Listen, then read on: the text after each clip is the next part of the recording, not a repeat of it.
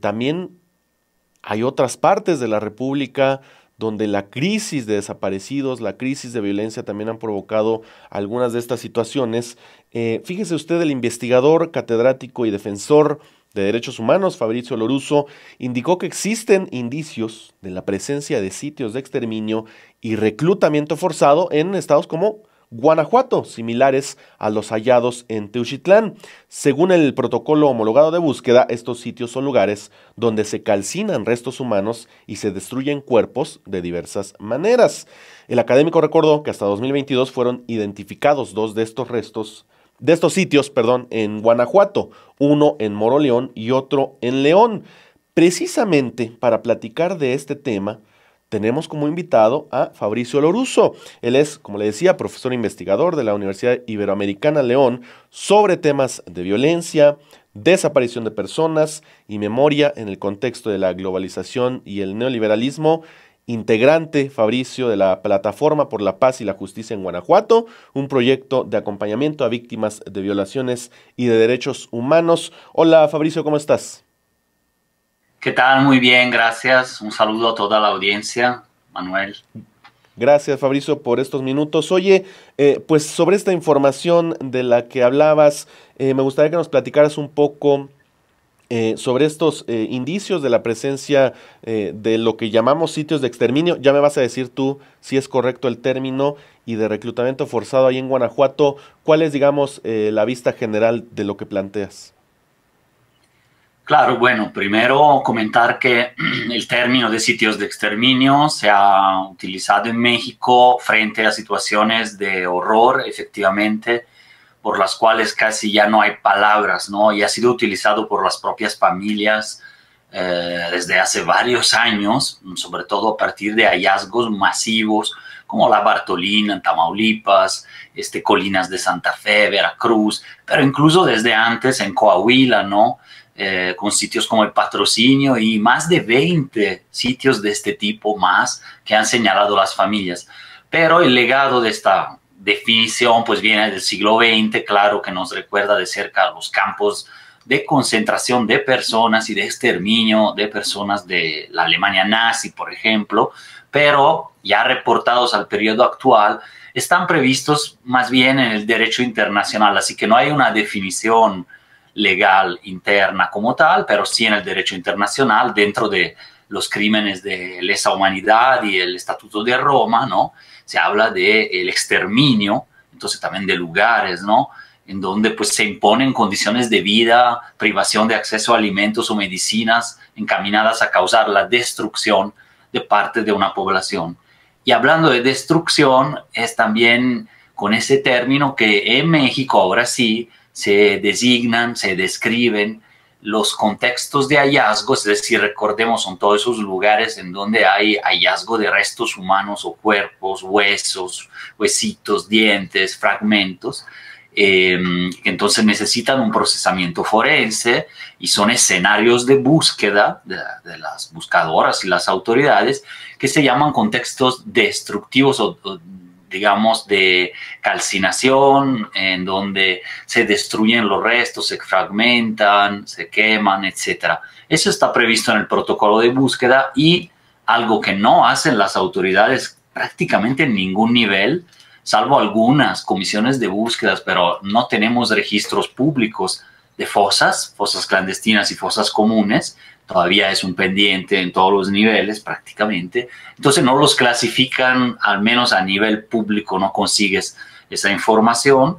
Entonces se puede solicitar, en el caso de Guanajuato, por ejemplo, la solicitamos ya hace un par de años incluso, y ya la misma fiscalía respondió que por lo menos había dos sitios destructivos, o sea, con ese contexto de destruir los cuerpos, además de ocultarlos y desaparecer a las personas, por ejemplo, en Moroleón, con al menos 20 cuerpos. Y en Comanja de Corona, que recordemos es la frontera con Jalisco, en León, Guanajuato, en la Sierra de Lobos, en donde también hubo testimonios de personas que lo contaron a colectivos que escaparon de algunos centros, no tanto de ese sitio en especial, sino de algunos centros de detención, entrenamiento y trabajo forzado en la sierra, y que entonces por cuestiones de disputas criminales en el lugar pudieron escapar. Entonces ya hay algunos testimonios más de esto, más otros reportes de la Guardia Nacional, de la prensa, que hablan de situaciones que se parecen, claro, a las demás que hemos visto en el país, tanto como campo de entrenamiento como sitios propiamente de exterminio, además de fosas clandestinas masivas y otras. Ahora, justamente haciendo hincapié en este tema de las similitudes de las que ven, desde tu visión de experto, digamos, porque uno las ve, ¿no? Es evidente algunas similitudes, pero sí se pueden, digamos, comparar estos campos de exterminio a lo largo de la República, de los que ves en Guanajuato. ¿Hay, digamos, algún modus operandi que usan estos grupos? Creo que según la región y el microcontexto, y también extrañamos los análisis de contexto que deberían de hacer las autoridades de búsqueda y las autoridades de fiscalías, pero bueno, si supiéramos más estaría bien, pero pues tenemos, claro, análisis académicos, periodísticos, y sobre todo la voz es la de las buscadoras mismas que están en campo todo el día y todos los días. Nosotros de repente sistematizamos alguna información por ahí y buscamos más información oficial. Entonces, las modalidades son distintas, pero si hablamos de exterminio como algo sistemático, algo que queda impune, algo que está localizado en algún lugar, incluso durante meses, años, y que implica efectivamente ocultar, desaparecer a las personas, que tengan vejaciones, torturas, de hecho se quema su ropa y a veces son justo fragmentados los restos de las personas o bien sepultados clandestinamente, quitándoles de hecho esa dignidad, la identidad y entonces también el derecho a la memoria. Bueno, podemos hablar de sitios de exterminio en ese sentido, con características distintas. A lo mejor no es una finca, un rancho utilizado por un grupo tipo paramilitar como el Cártel Jalisco, pero sí de ese tipo, utilizado por bandas criminales de diferente naturaleza, incluyendo de repente, claro, como hablé, en la sierra, cerca de León, toda la parte fronteriza con Jalisco, modalidades así. Pero, por ejemplo, las fosas clandestinas de Salvatierra, de Acámbaro, de Celaya, el Saus de Villaseñor, descubiertas en 2020, 2021, muestran patrones que duraron varios años ahí, en total impunidad, cerca de centros urbanos, desapareciendo, torturando, matando, pues con diferentes tipos de herramientas, quemando sobre todo ropa y otro tipo de hallazgos, pero durante meses y meses, en impunidad, de manera sistemática. Y a lo mejor no eran campos de detención, pero sí de concentración de personas, de desaparición y de exterminio, finalmente con esas modalidades crueles, atrocidades, ¿no? Al lado, por ejemplo, de las fosas comunes, de hecho, de Salvatierra, Guanajuato, había testimonios de que era también un campo de entrenamiento a lo largo del río Lerma. Del otro lado hay un parque muy bonito, el Sabinal. De este lado, que es el lado del barrio, del lado del centro del casco urbano central, sí estaba un denunciado, un campo de entrenamiento y demostradas, claro, las fosas. Por eso las familias ahí luchan justo por la recuperación del sitio, que ha sido utilizado después también, del 2020, y lo quieren recuperar como un sitio de memoria. Ese solo es un ejemplo, pero hubo modalidades parecidas a esta en Celaya, Juventino, en donde incluso se utilizan pozos también, pero en Acámbaro, por ejemplo, en una casa abandonada en obra negra, con todo un patio atrás, ¿no? Igual las dimensiones claramente no son las del rancho o de la finca de Jalisco o de otras. Aún así, son lugares utilizados durante mucho tiempo de manera demostrada, con 105 bolsas, por ejemplo, con cuerpos fragmentados, en parte irreconocibles, en parte identificables. Otros fue la genética que lo permitió, en total impunidad cerca del centro. Entonces, son sitios usados para asesinar personas de manera serial, sistemática, por un grupo definido, tolerado incluso por autoridades locales. Entonces hablan de patrones distintos pero semejantes en algo, ¿no? En que entonces el término no es un abuso, pues, declarar los Claro. sitios de exterminio. Ahora, te escucho y pues yo veo indolencia, indiferencia, ineptitud, un montón de cosas. Tú también mencionabas impunidad. ¿Cómo llegamos a este punto, Fabricio? ¿Qué fue lo que pasó para que estuviéramos aquí hablando de este tipo de cosas? Claro, es que es un tema que en Guanajuato hasta 2018, 2020, que irrumpieron los colectivos de búsqueda, no se trataba de manera seria o no estaba en la agenda mediática, muy poco, Ujú. y la agenda política.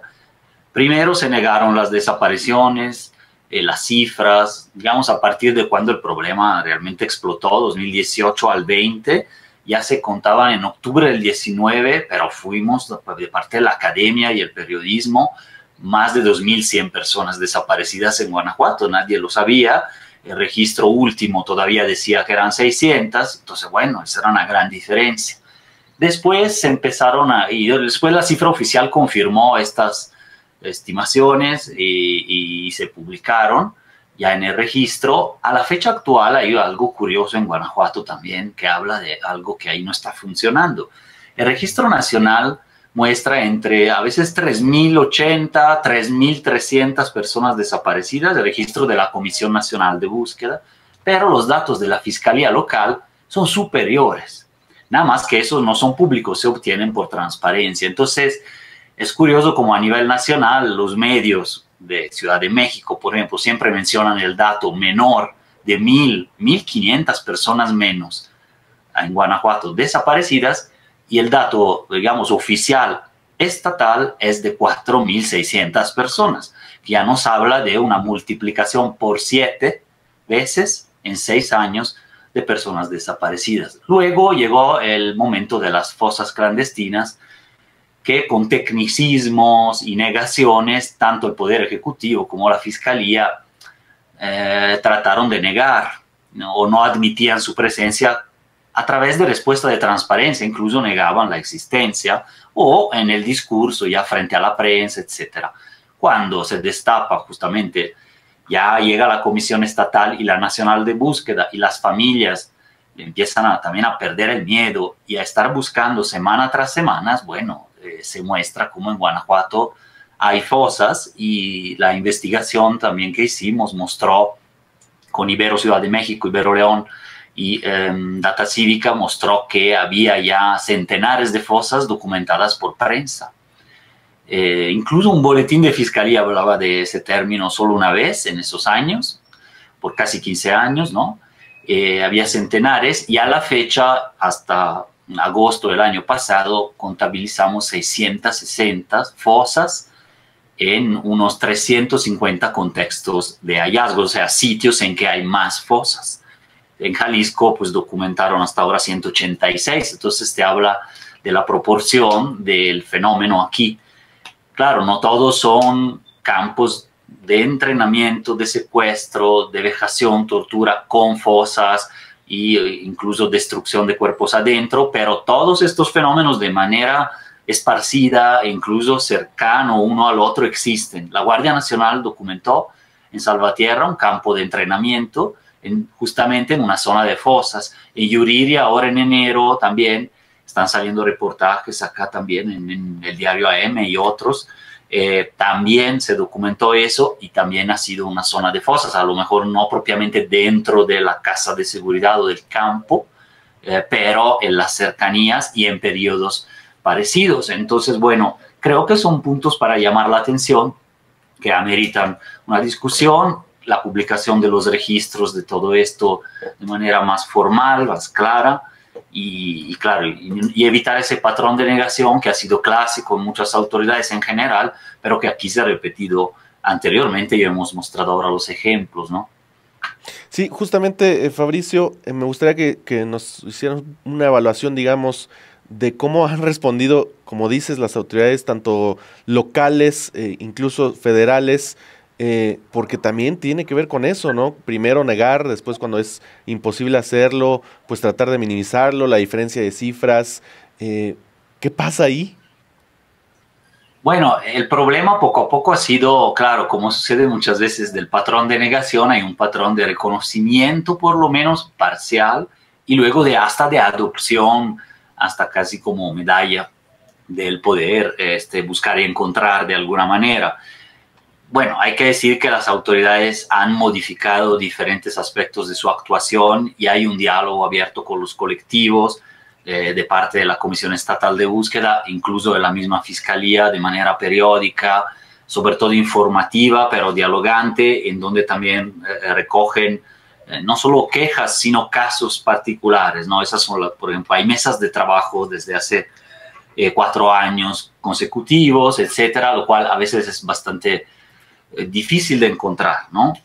Y ha habido una sensibilización de una parte, digamos, de los aparatos, por así decirlo, de manera, claro, reactiva frente a meses y meses entre protestas, plantones, señalamientos, una agenda mediática que también el periodismo de aquí ha estado muy al pendiente, se ha adaptado mucho, ha cambiado en parte la narrativa interna. Yo creo que digamos, compañeros, compañeras de la prensa han hecho un buen trabajo en Guanajuato poco a poco para acercar a otras causas. También hay grupos, digamos así, de estudiantes, movimientos feministas que han apoyado a las propias buscadoras, pero queda mucho, mucho por hacer en términos formales y no solo de, digamos así, de diálogo o de imagen, ¿no? Iría mucho más allá el Estado también acá en justo publicar todos los registros, ofrecer una protección efectiva a las buscadoras, que ha sido un tema recurrente, tanto del mecanismo federal como de los mecanismos estatales. Aquí sí es un problema grave porque hay 5 personas buscadoras documentadas también por la ONU y Plataforma por la Paz y la Justicia en Guanajuato asesinadas. En realidad son más. Hay casos que quieren quedar anónimos, pero por lo menos hay 4 más si ampliamos el periodo, y 3 buscadoras buscadoras desaparecidas este año, el año pasado, el caso de Lorenza Cano en Salamanca, por ejemplo, que quedan en total indefensión e impunidad. Muchas han tenido que desplazarse forzadamente, han vivido otro tipo de vejación institucional, es decir, por un lado puede haber mesas de trabajo de alto nivel, por otro lado, el rezago forense, el rezago de la búsqueda, a veces búsqueda en vida o búsqueda en campo, y la revictimización sigue, sobre todo en los niveles difusos, así como siguen violaciones a derechos humanos documentadas y claras de agentes estatales, incluso desde policías, agentes ministeriales, etcétera, en contra de personas buscadoras en general. Entonces, bueno, hay ese desfase un poco entre un diálogo de nivel, por un lado, o promesas gubernamentales, y lo que en el fondo se ve. El fenómeno ha seguido creciendo mucho, así como modalidades cada vez más atroces de desaparición, ocultamiento de los cuerpos en casos, sitios de exterminio, que todavía falta justo identificar personas ahí. En fin, hay un panorama, como decir, híbrido de avance en ciertas cosas, pero todavía de mucho retraso en otras, ¿no? Claro. Oye, Fabricio, y hablando de esto de lo que falta, hoy la presidenta Claudia Sheinbaum anuncia algunos cambios, va a enviar algunas reformas, habla de fortalecer la Comisión Nacional de Búsqueda, de este famoso registro forense nacional. ¿Cómo ves estas medidas? ¿Cómo las evalúas así a bote pronto? Bueno, sí, hay que analizarlas bien. Primer punto, dar seguimiento como sociedad civil, academia, pero sobre todo colectivos de buscadoras, porque es un tema ya de muy larga data. De hecho, están muy, a veces, dejados a un lado justo los casos de larga data también. Hay algunas, a mí me pareció positivo el mensaje en sí de poder responder, aunque claro, sí se dio en el marco de una serie de protestas que están alcanzando un nivel incluso internacional importante, desatadas por un caso que ahí se va a ver y se va a investigar exactamente todo lo que hay, lo que no hay, lo que sucedió. Ojalá se llegue a la justicia, ¿no?, como punto final. Pero independientemente de eso, pues claro que recogió como que una masa crítica ya de demandas. El caso desató y asoció demandas que están ahí y que fueron de alguna manera dejadas a un lado en estas primeras fases del gobierno y en las fases finales, sobre todo de la administración anterior, ¿no? Y entonces es bastante importante, digamos, los temas que se mencionan. Creo que muchos ya estaban en la agenda o fueron de alguna manera abandonados. Por ejemplo, muy importante retomar el Centro de Identificación Humana, que fue abandonado en Morelos, ¿no? Pero, ¿qué agregar? Pues potenciarlo con los centros de identificación regionales para el rezago forense, que más que una crisis es un rezago permanente acumulado de décadas. Sí. Y que ha subido, claro, con la subida paralela de los homicidios del 2008 para acá, pero pues y con las desapariciones y los hallazgos, que han aumentado los hallazgos también. Entonces, bueno, eso genera un rezago forense que ya como política de Estado debería encararse, ¿no? Entonces, por un lado, el Banco Nacional de Datos Forenses está ya en la ley. Se supone que por un amparo justo que salió de aquí del caso de Olimpia Montoya en Guanajuato, supone que debería de estar ya funcionando, pero ese es de la FGR. Entonces, bueno, esa base nacional única de que habla Claudia, es interesante que lo retome como un mensaje también a Gertz Manero, a la Fiscalía, para que ya implemente ese sistema que debe de estar básicamente ya listo, según lo que han contestado, pero no está funcionando en la práctica. También faltaría, como dije aquí en Guanajuato, que los registros nacionales en su versión pública funcionen mejor en el caso de personas desaparecidas, que ha tenido sus dificultades en los últimos años, pero el Registro Nacional de Fosas Comunes, o sea, retomar el tema de la búsqueda en panteones, ha sido realizada, fue interrumpida como hace un año más o menos. Bueno, se ha señalado que se debe retomar. Es posible que lamentablemente muchas personas desaparecidas puedan ser encontradas incluso en fosas comunes, en servicios forenses, y ahí entonces hay un tema, ¿no? Entonces ese registro también de fosas comunes y clandestinas también se debería de retomar. Claro, muy bien fortalecer la SEAD, la de víctimas y la de búsquedas con tecnología y todo eso. Faltaría para completar un papel más activo de las víctimas. Yo me imagino que no va a ser la primera y última vez que se trate el tema. El auspicio es que justamente sea periódico, que bien anunció eso de que en el sistema de seguridad se va a tratar, pero habría que retomar el diálogo, yo creo, con todos los colectivos, movimientos, sociedad civil involucrada en eso, para perfeccionar este arranque, digamos así, de medidas también legislativas importantes. Hay varios cambios que están ahí en el tintero que de impacto mejorarían eso, tanto en la ley, muy puntuales, ¿no? Sobre varias temáticas. También el papel de los testigos, ¿no? Testigos que puedan apoyar con la búsqueda de personas, incluyendo personas en estado de reclusión, ¿no? Pero que pueda haber una política hacia eso. Y entonces, bueno, una oportunidad ahora que se haya abierto el diálogo.